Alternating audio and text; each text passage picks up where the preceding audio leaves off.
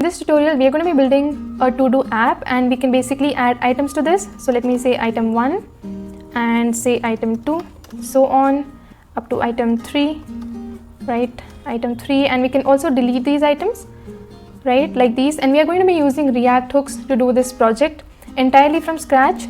So if you're a beginner, this is going to be really helpful, and let's get started. Let's get into the coding part. The first thing we want to do is run the following command: npx create react app, right? And then the name of the project that we want to build. So I'm going to name it my to-do list. What this command is going to do for me is it's going to give me a basic project setup where I can directly go and start coding. How cool is that? So I'm going to hit enter now, and this might take a couple of minutes to run. Alright, and the next thing I've done is I've actually opened the project in Visual Studio Code. So you will see my to-do list. This is the name that we gave to our project, right? And the place where we want to start coding is basically app.js. In order to run what's already there, since I said it's already going to create like a template project for us, I'm going to say npm start, right? So that it runs the project for me. And here we can see that it has run the project, and there was already some content that was there in the project which is being rendered here. If you look at this, it says learn React, and you can see the following learn React and things. So we don't actually need this, all of this image and everything. I'm going to remove it here, right? And just to demonstrate, I'm going to say hello world, right? So that we know we are good to go. So yeah, we can see hello world, and at this point we can start writing our code. Instead of hello world, we can create a to-do list. Alright, so the first thing I want to do is I want to create a div, and to this div I'm going to give a class name of wrapper, right? This is going to basically wrap our entire thing. So what I mean by that is it's going to wrap our input as well as the list. So this is what we are going to use the wrapper for, right? So we have a wrapper, and inside of that wrapper we will have another wrapper, right? And I'm going to give it class name, and this is going to be the input wrapper, okay? So let me call it input wrapper. What this input wrapper is going to contain is it's going to contain this input where we are going to type our input as well as the add button. So these two things are actually combined, right? So that is what the input wrapper is going to contain. So inside of our input wrapper, we have a tag called input where the user can type what input they want to type, right? So we don't need to close it separately. So I'm going to say input. So you can see the input right here. And also we need a button, right, on which we can click and add new items. So I'm going to say button, and let me just add a plus sign, right? So this is how the button is going to look. So we have a plus sign to add items, and here we can basically do the typing part, right? So now let's actually add some styling to this. Alright, so let's start by giving styling to our input wrapper. So I'm going to say input and then wrapper. This is the class that we gave, and to this I'm going to say display flex, okay? So display of flex, and I'm going to say justify content space between. The reason why I'm saying space between is because I want to give some space between the input and the add button. And right now it's not reflecting because we don't actually have width for this, right? If we give a width to this, it's going to create some space between this. So I'm going to say a width of 200 pixel, and out of the 200 pixel, it's going to create how much ever space it can between these two, right? And the next thing, inside of our input wrapper, we have the input tag, right? So to the input tag, let's give it a border radius of around 4%, right? So it will get some border radius, and let's say border 0, because you see this extra lines coming, right? So we need to give it a border of 0. We don't need that. And I think right now it's not visible because everything is just white. So what I'm going to do is let me actually give some styling to our main wrapper. So to my wrapper, let me give it a background color, right? A background of black. So I think it's #000, right? To my input, I have given this particular styling as of now.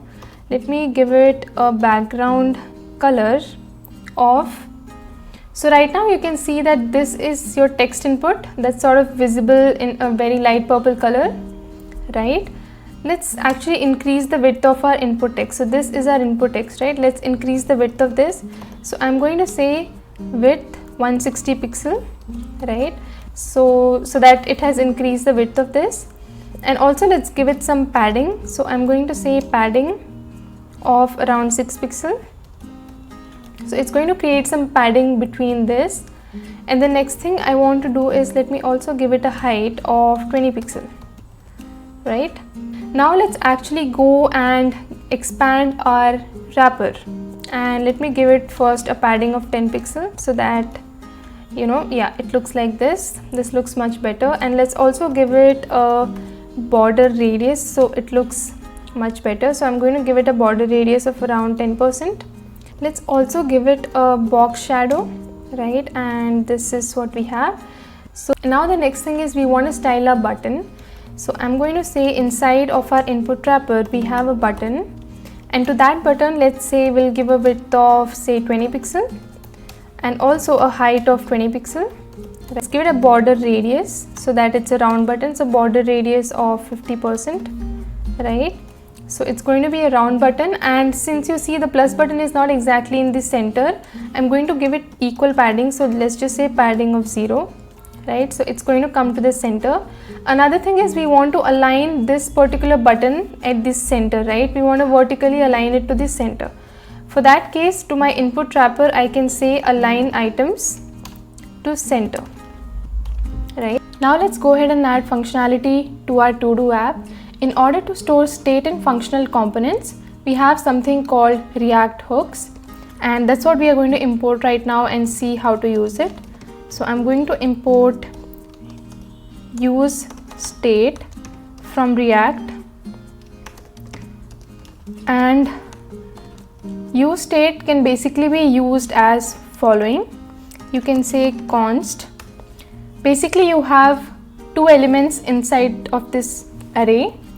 First one is the variable in which you want to store your state. So let's say current item. And the second thing that we want to provide it is the function to update the current item. So let's say set current item. And then we can say use state. Inside of use state, it takes a parameter as which is the initial value of your current item. So let's say null. We are going to use this current item to store what the user is currently typing. Initially, since the user has not yet typed anything, we have set the value to null for current item. Now let's go ahead and use this current item. Inside of input, we can say that the value of our input should always be the current item. That is what the user has basically typed, right? And every time the user types, we have the event called onChange, and on this we are going to call onChange handler. Okay, let's hit save, and it's going to say onChange handler is not defined, so let's actually define it. I'm going to use an arrow function to do that. So onChange handler, and inside of this we can add the functionality to save what the user is currently typing.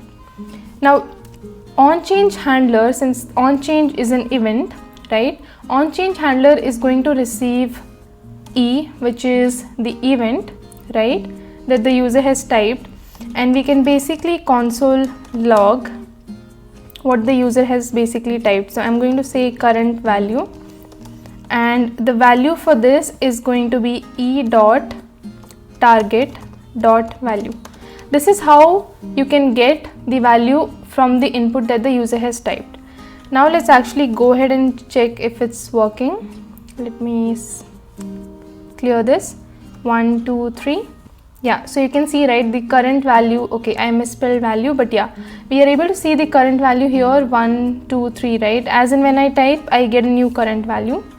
So this is what we need to store as a current value. So all we have to do, since right now the current item is null, we need to set current item to the current to the e.target.value. This is going to always store the latest value of whatever the user has typed inside of a current item, right? And that current item has to be provided as a value to our input. So this is the part where we are trying to store the current input. The next thing we want to handle is how to store the list of all the items that the user has added ever, right? This is only going to store the current value, but what about the value that the user previously added? For that, we'll have to create another state variable, and this one, let's call it item list. And in order to update it, we will have a method called update item list. And this name doesn't really matter, it can be anything. It's just that the first variable is going to store the state that you want to store, and the second one is going to be useful in order for you to change it. Alright, so now we can say use state, and initially, since it's a list, I'm going to store the initial value as an empty array, and as we go on, we are going to add items to this array. So on click of this button, on add button, is when we want to add a new item to the list, right? So here I'm going to say on click, right? On click, we want to add a function. So let's call it add item to list, and let's actually go ahead and define it. So I'm going to save this, and it's going to say not defined. Now again, I'm going to use arrow function. So I'm going to say add item to list, and right here we need to take whatever is, whenever we click on add button, whatever is the current item should be updated to the item list, right? In here we want to say update item list and take the previous value of whatever items were present initially, which is empty item list, and to that you can add the new item, which is the current item. This is basically spread operator, right? And this is used, when you use this, is going to give you individual items, and you have wrapped it around an array, so going to place all the individual items in the array, along with it's going to push a new item, which is the current item. So this is always going to give you the updated list. It's going to update your list right here.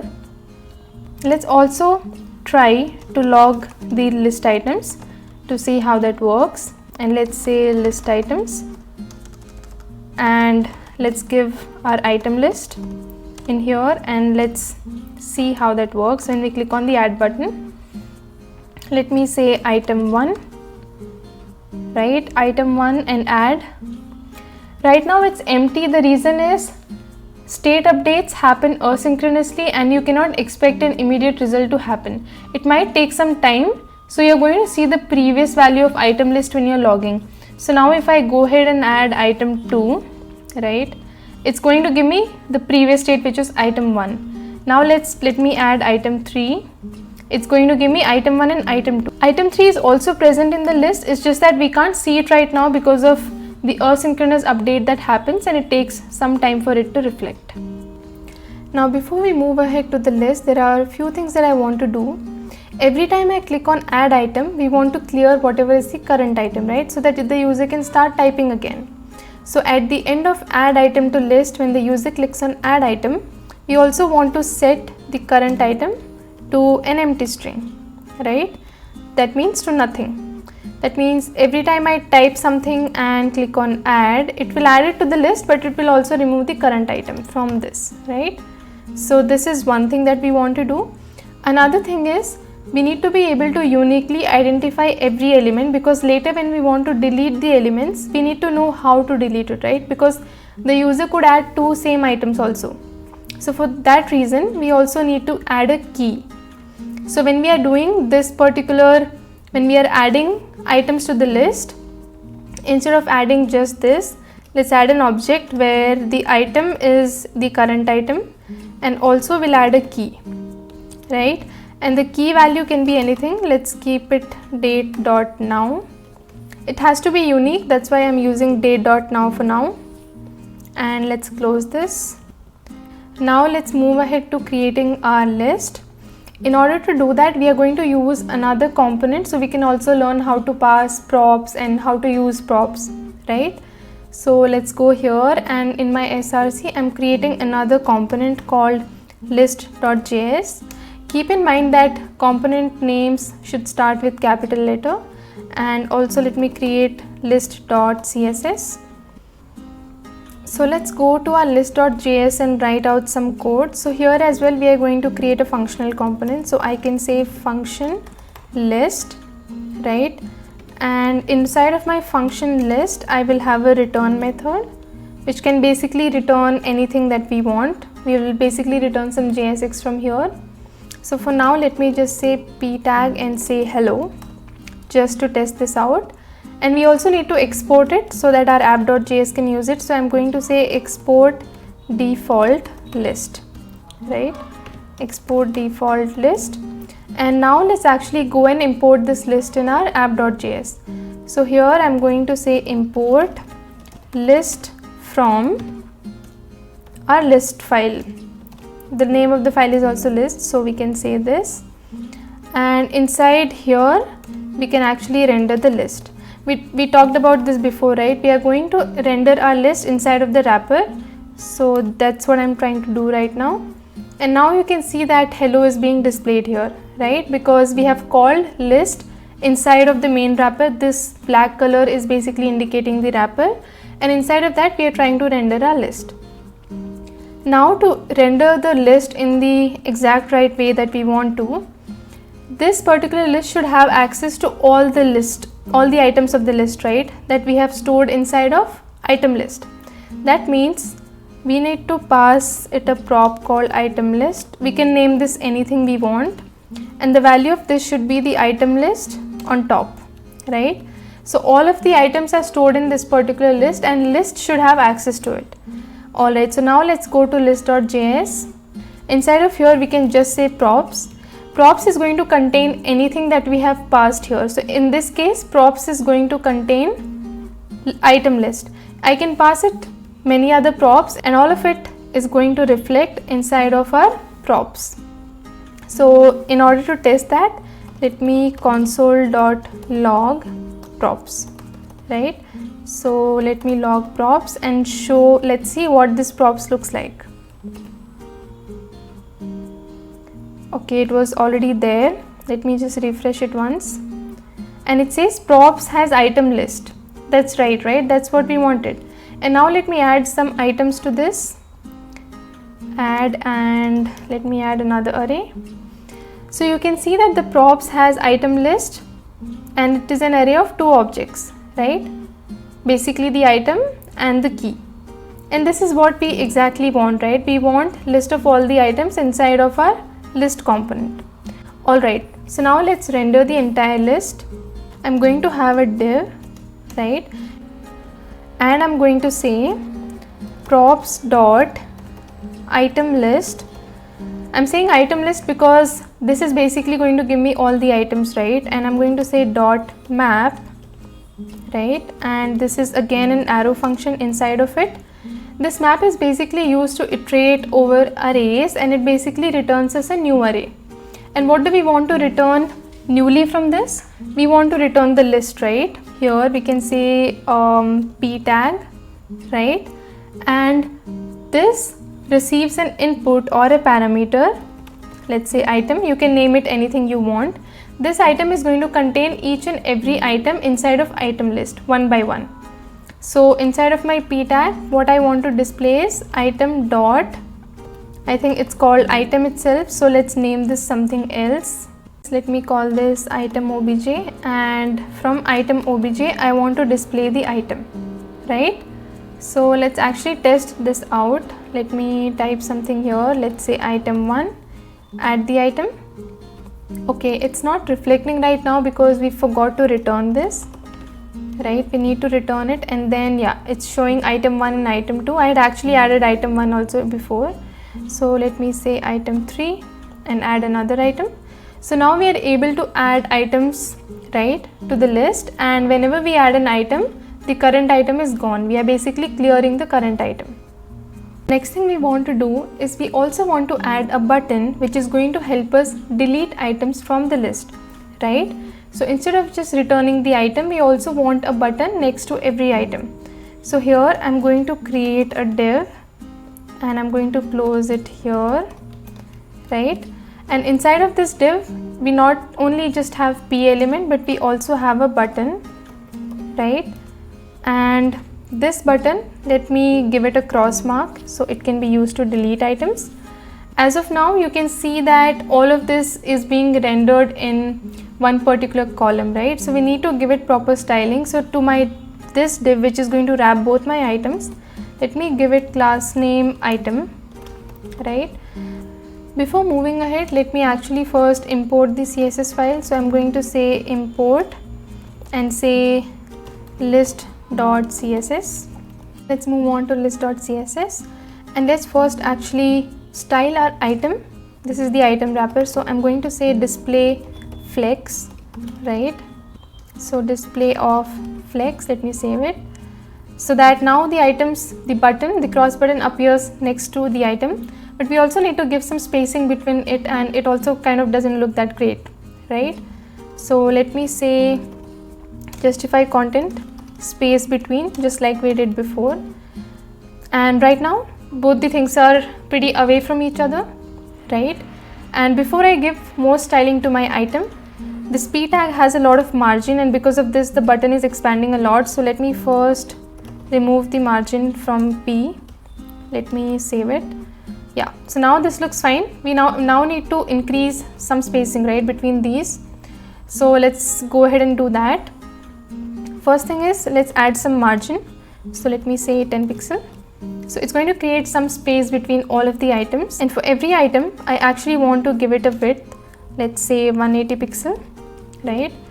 And I also want to give it a height of 20 pixel, and let me also give it a border so that it looks distinct from another items. So I'm going to say border, right, 1 pixel solid, and the sort of purple color that I had, I've copied it, so I need to put a hash. So let me go ahead and put hash here, and now this is how the items are going to be separated from one another, right?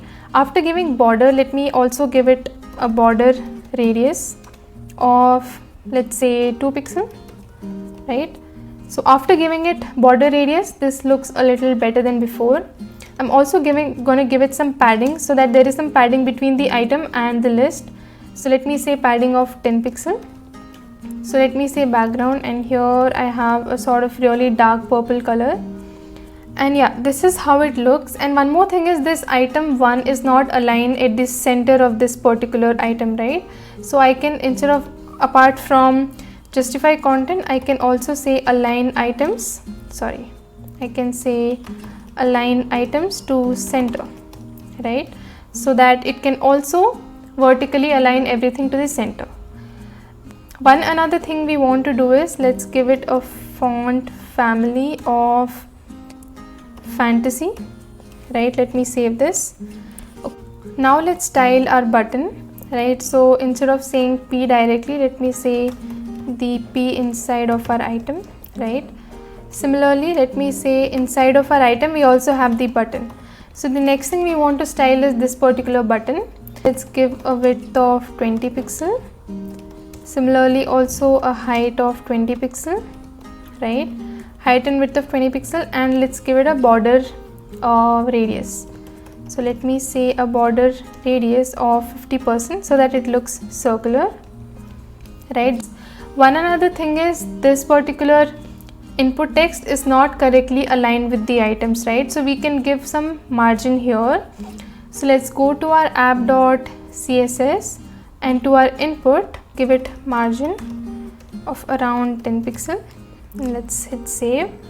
Alright, so now this looks aligned and looks much better than what we had before. The next thing is, let's also reduce the font size here, it looks too big. So let me go and to the p tag, let me give a font size of around 14 pixel, right? Or that's too small, let me make it 18 pixel. Alright, so the next thing is, we want to add functionality for delete button. Whenever we click on this cross icon or the cross button, we should be able to delete items from the list, right? So on click of this cross button, I'm going to add on click, and let's say delete items, right? Delete item from list. Alright, so we have delete item from list. It's not defined right now, so let's actually go ahead and define it.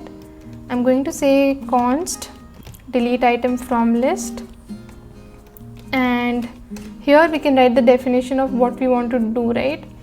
But this delete item from list should have access to the item that we want to delete. So we had key before, right? Key was date.now, which would uniquely identify every item from the list. So when we click on this on click button, we also need to pass it a parameter. So I'm going to say item obj, right, dot key. Now here's one thing, we can't do this directly. So it's only when we can only give it a function definition here. Since we are passing parameters, we'll have to convert this to an arrow function. So I'm going to say this. Now this is going to work just fine. And we are passing this parameter, so delete item from list actually takes a key as a parameter.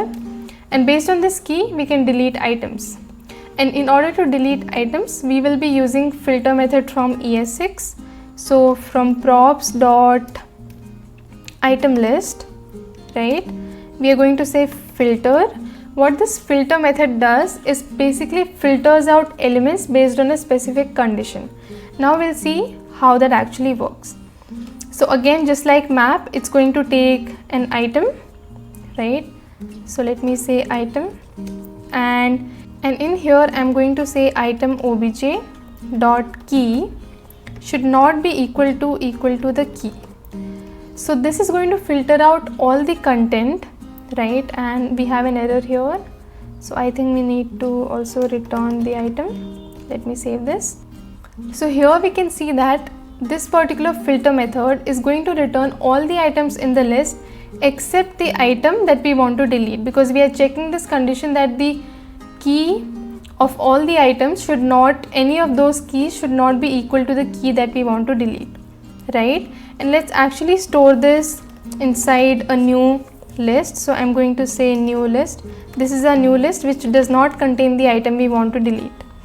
Now this new list is something that we want to update with the current list, right? But we don't have access to the method which is going to help us update this new list.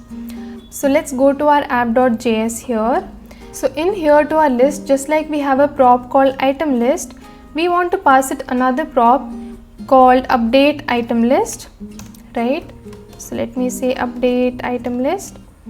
The reason why we are doing this is because our list component should also have access to update item list. Okay, I missed the slash, right? So update item list, because our list component should also be able to update the list, right, after we delete it. So now we will get what we wanted in props because we have passed it as a prop there. So I can say props dot update item list. And what is it that we want to update? We want to update it with the new list. So let me say new list and let me save it. And now let's actually check if we are able to delete items. Yes, we are. We can say item 1 and let me say item 2. We can keep adding items like these. Let me add 3 items. Let me delete the second item. And yeah, this works, right? So we are actually getting an outline around this button. So let's go to our list.css and here let me give outline none, right? We don't need this. And let me hit save so that when I click on this cross button, it doesn't actually show the outline. Whenever we are rendering items using the map method, we should always be able to uniquely identify every item of our array or our list. So to this div, we should give it a key property, otherwise it's actually going to result in some error that you can see in the console. And what is the key of this? Item obj dot key, which was date.now object, right? So that is something we can use to uniquely identify every element of the list. One another thing we can do is use destructuring instead of saying props.update item list and props.item list, right?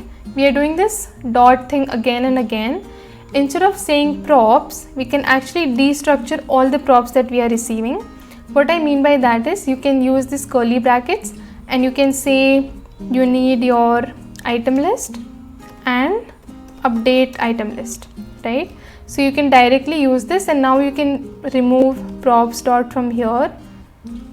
Yeah, now let me hit save Okay, there's another way. Yeah, we are using props here as well. Let me save this. So yeah, this is also going to work and it looks much neater.